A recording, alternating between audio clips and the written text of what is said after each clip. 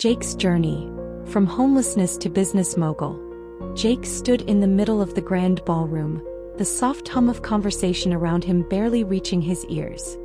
His eyes scanned the room, a sea of designer suits, expensive watches, and powerful figures from the world of business and finance.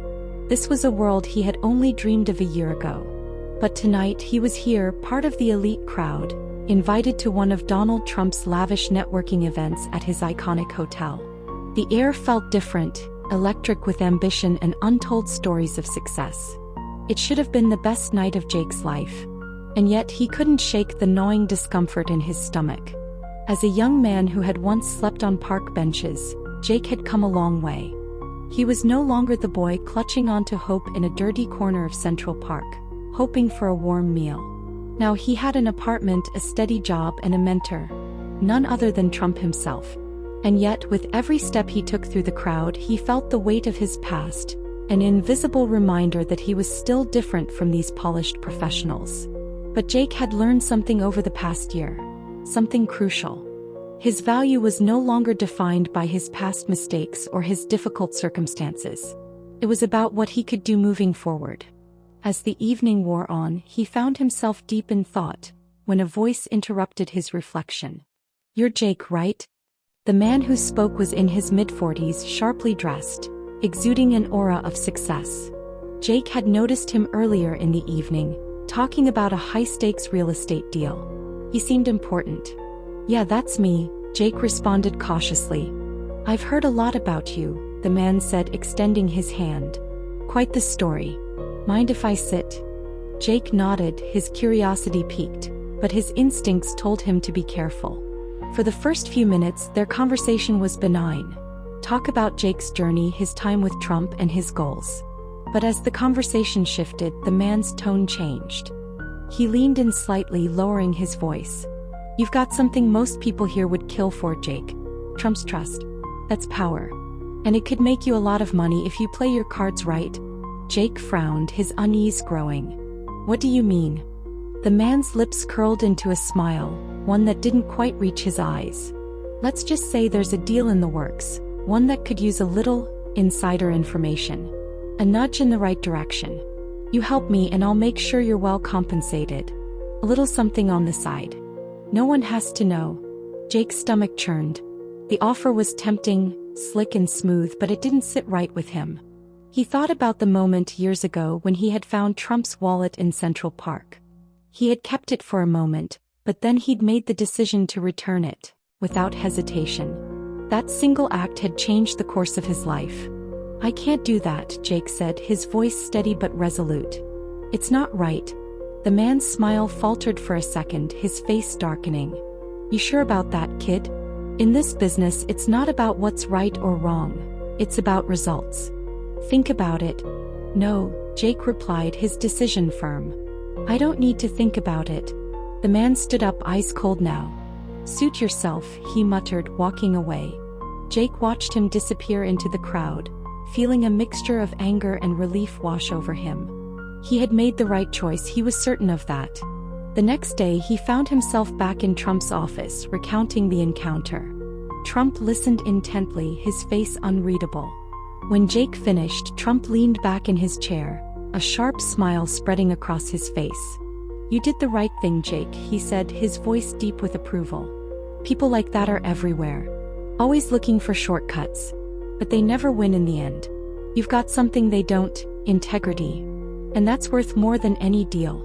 Jake felt a wave of relief.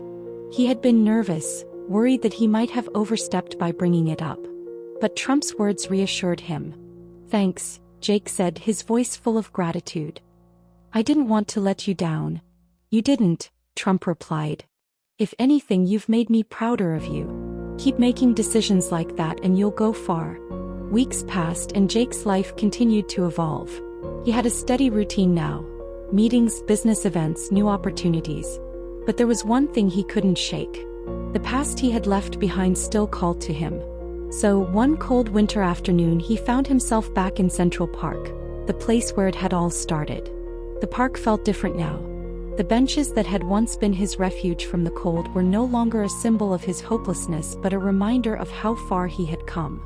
He walked slowly, each step bringing back memories of days spent fighting for survival, the faint sounds of people who had once shared his struggles.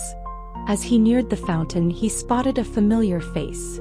Mr. Green, the old man who had been a constant during his darkest days.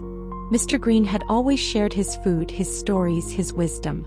Though his circumstances were just as bleak, he had never lost his sense of kindness. Jake's heart swelled with emotion.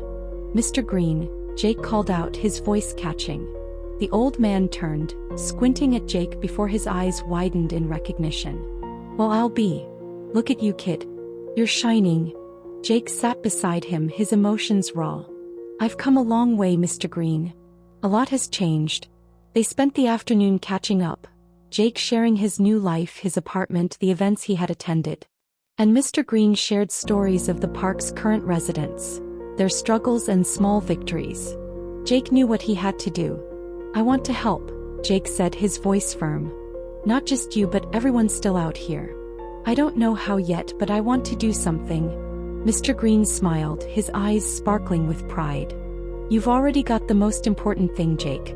A good heart. That'll take you far." Inspired by the conversation, Jake approached Trump the next day. "I want to organize a charity event," Jake said.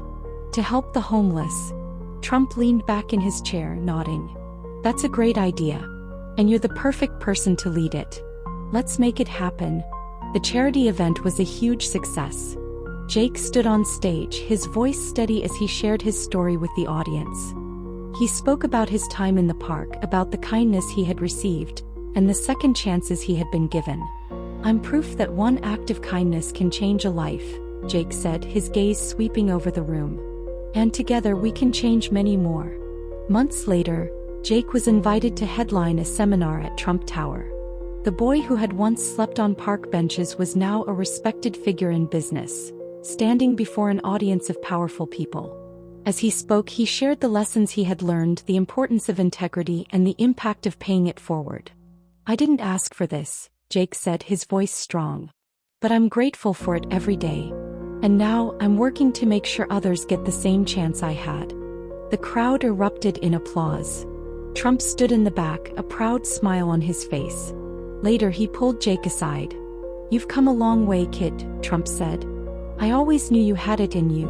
Jake smiled back. "I couldn't have done it without you." "You did it yourself," Trump replied. "Now it's your turn to pass it on." Jake's journey had come full circle. From the streets of New York to the heights of business, he had never forgotten where he came from. And now, as he gazed out over the city, he knew his story was far from over.